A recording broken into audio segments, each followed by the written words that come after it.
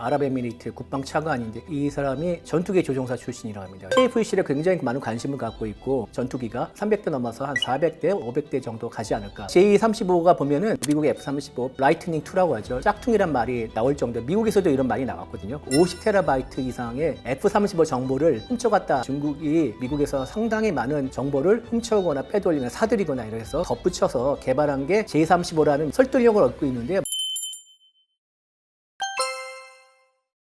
안녕하십니까. 중앙일보 국방선임기자 이철재입니다. 벌써 이제 9월 3일이니까 한참 지났네요. 베이징天安문 광장에서 전승절 80주년 열병식이 있는데 공산권 국가들은 정주년이라 가지고 5년, 10년 단위로 행사를 좀 크게 여는 경향이 있습니다. 한마디로 요약하면은 시진핑 장서기의 황제 대관식이다. 일단 이제 두 가지 장치가 있는데 하나는 오른쪽에 있는 김정은, 왼쪽에는 블라디미르 푸틴, 북한과 러시아, 미국 등 서방 진영을 반대되는 세력들을 모아가지고 자기가 거기에 우두머리가 됐다 이런 이미지를 보여주고, 그러면서 이제 이런 얘기를 했죠. 인류는 평화 전쟁, 대화 대립, 협력과 제로섬 중 어느 길을 선택해야 할지 결정해야 한다. 결국 중국이 이끄는 반서방 진영에 합류해라 메시지를 던지면서 또 하나의 장치, 그리고 미국이 전 세계를 주도하는 것은 경제력도 있지만 군사력의 세계에서 최강이기 때문에 미국이 세계를 지배하고 질서를 주도하고 있는데, 중국도 이제 나름대로 미국에 대항할 수 있는 군사력을 갖췄고 그것을 보여주는 장치로 이번 열병식을 충분히 활용했는데, 신무기를 대거 공격했죠. 이제 일단 눈에 띄는 게 핵무기죠. 미국의 본토를 핵으로 타격할 수 있는 대륙간 탄도미사일 ICBM이라는데 DF-61이라고 나왔습니다. 이게 2019년에 DF-41이라고 가장 최신형의 고체 엔진 탑재한 ICBM을 공개했었는데 40일 다음에 60일이 나왔다는 것은 혁신적인 변화가 있을지 않았나 이렇게 추정을 할 수 있는 대목이고요. 그다음에 DF-5C라고 해가지고 중국의 굉장히 오래된 액체 연료 DF-5를 개량한 건데 탄두부가 아주 거대합니다. MIRV라고 다탄두가 이렇게 한 12개 정도 탑재할 것으로 이렇게 보통 추정하고 있고요. 그리고 중국의 신화통신은 DF-5C에 대해서 타격 범위가 전 세계에 이른다 이렇게 서방의 군사 전문가 추정하고 있습니다. 그리고 괌 퀼러라고 불리는 중거리 탄도미사일 IRBM이죠. DF-26D, 26 중에서 또 최신형 D가 나왔고요. 중국에서는 순항 미사일을 잉지라고 합니다. 잉지 17과 잉지 19 극초음속 대함 미사일. 마하 5를 넘는 것은 극초음속이라는데 극초음속 대함 미사일을 공개했습니다. 도련선이라고 하죠. 그러니까 섬과 섬 사이를 이어가지고 있는 가상의 선이 있는데 제1도련선, 제3도련선, 그리고 중국이 현재 제1도련선을 확보했는데 한국도 거기에 포함되어 있습니다. 더 나가서 제2도련선까지 그리고 제3도련선, 제3도련선까지 가면은 태평양을 반분하겠다 이런 건데, 대만을 침공할 때 여기에 개입할 하려는 미국 등 다른 서방 세력들을 확실하게 격퇴하겠다 이런 메시지를 전했고요. 또 한 가지 인상 깊은 거는 홍치 29, 홍치는 HQ라고 하는데 이거는 중국에서 요격 방공체계를 홍치라고 합니다. 이게 단순하게 그냥 방공체계, 지대공 요격 미사일이 아니라 이거는 지구 대기권 바깥에 있는 위성을 요격할 수 있는 최대한 500km 고도까지 이를 수 있는 위성 요격 미사일이 아닌가 추정하고 있었는데, 미국이 전 세계에 촘촘하게 위성망을 깔고 있고 중국이 거기에 뒤따라가고 있는 추세이지만은 막상 전쟁이 벌어지면 아직 중국의 그 한참 격차가 남아있기 때문에 HQ-29 같은 위성 요격 체계도 기묘하게 쓰일 것이라고 예상하고 있습니다. 한마디로 미국이 주도하는 인도태평양의 군사력 그리고 질서에 대해서 강력한 경고장을 던지는 것이고, 대만의 사태 때 개입할 경우에는 좌시하지 않겠다 이런 메시지를 보냈다고 볼 수가 있죠.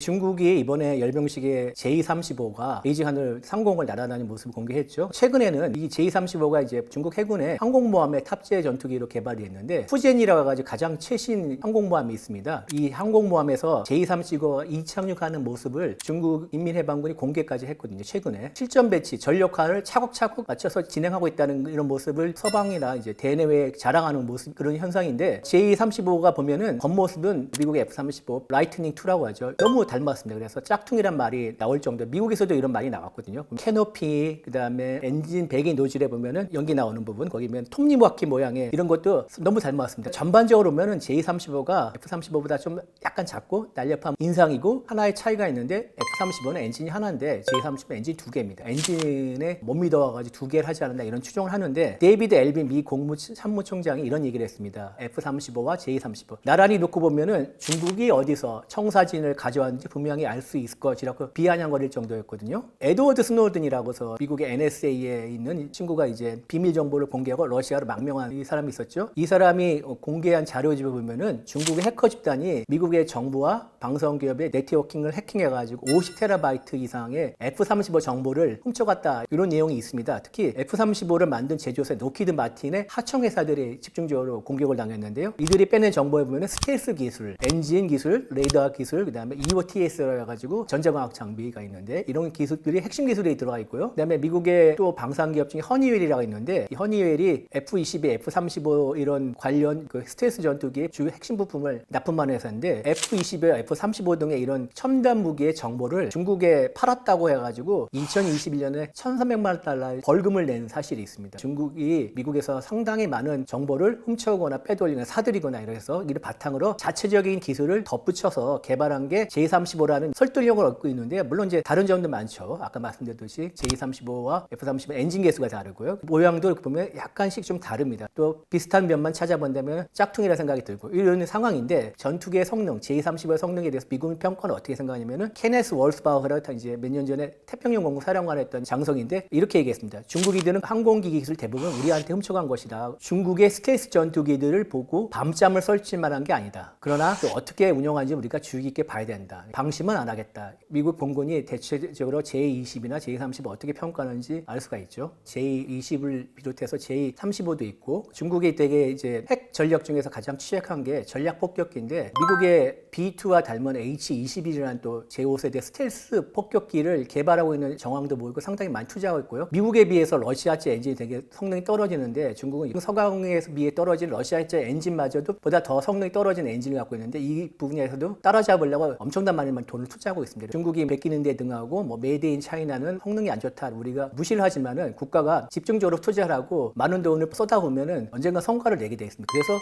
중국이 기술력을 무시하면 안 된다고 제가 말씀을 드리는 것입니다.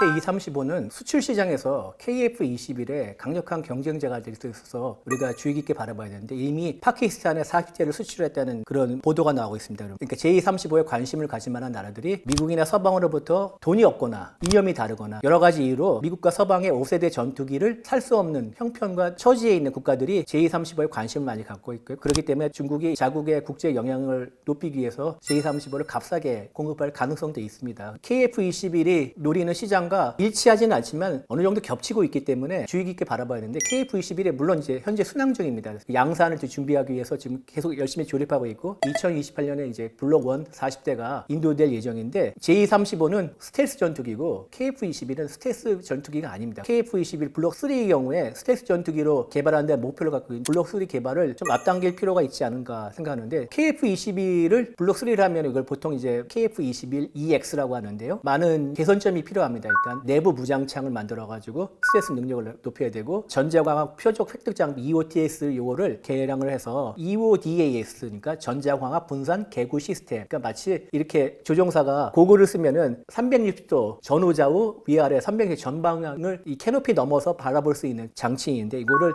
F-35가 처음 탑재를 했고요. KF-21도 그에 따라서 탑재하지 않을까 생각하고요. 국산 5세대 엔진을 지금 사업을 이제 시작하려고 했는데, 블록 3 양산될 쯤이면은 자체전 만든 엔진을 KF-21에 탑재할 수 있을 거라 생각합니다. 현재는 미국 GE 제너럴 일렉트릭이 만든 F414 엔진 2기가 지금 탑재하고 있죠. 이렇게 스텔스가 되고 그다음에 가격 경쟁력까지 갖춘다면은 최소한 중박 이상 전투기가 300대 넘어서 한 400대, 500대 정도 가지 않을까 기대 섞인 예상을 합니다. 8월 7일에 있었죠. 아랍에미리트 국방 차관인데 이 사람이 전투기 조종사 출신이라고 합니다. 아랍에미리트 내에서 어느 정도 영향을 갖춘 사람이었는데, 이 사람이 KF-21 복작이 두 사람이 사는 후방석에 탔죠. 아랍에미리트는 5세대 스텔스 전투기를 원하고 있는데, 원래는 아브라함 합정이라 가지고 트럼프 대통령 일기 때 이스라엘과 외교 관계를 맺은 다음에 그에 대한 대가로 F-35 50대를 사기로 계약까지 맺었지만은 미국 의회가 이를 승인하지 않고 취소가 됐습니다. 그 다음으로는 또 러시아와 또 손을 잡고 Su-75라고 체크메이트 F-35 크기 정도의 5세대 스텔스 전투기를 개발한다는데, 그거를 공동 개발하는 것을 한번 검토를 했으나 2021년 두바이 에어쇼에 러시아가 수호이 75 체크메이트 아랍에미리트를 또 전시한 적이 있죠. 모형으로. 근데 우크라이나 전쟁 때문에 이게 또 불발이 됐으면서 아랍에미리트는 5세대 스텔스 전투기를 간절히 원하고 있는데 현재 이런 방향에서 KF-21에 굉장히 많은 관심을 갖고 있고 비공식적으로 아랍에미리트가 KF-21에 상세한 브리핑을 여러 차례 요구해서 받아갔다는 얘기를 들은 적이 있습니다. 제가 말씀드렸듯이 KF-21 블록 3 스텔스 성능을 갖춘 상태일 경우에는 아랍에미리트가 분명히 관심을 갖고 있는데 KF-21 블록 3가 나오기 전에 유럽에서도 지금 스텔스 6세대 전투기라고 하죠. 6세대 전투기를 개발하고 있는데 그게 먼저 나올 경우에는 우리가 좀 경쟁력이 좀 떨어질 테고 아랍에미리트 같이 돈이 많은 산유국이 무기의 성능을 되게 중요시하는데 단순하게 가격 경쟁력만 따지지는 않을 거 아닙니까? 어떻게 보면 시간 싸움일 것 같은데 일단 KF-21이 가격이 준수하고 운용 유지비도 다른 데에 되게 싸기 때문에 스텔스 성능과 그리고 공대지 전투 능력만 잘 갖춘다면은 중박은 칠 거라고 저는 희망 섞이 간직을 합니다.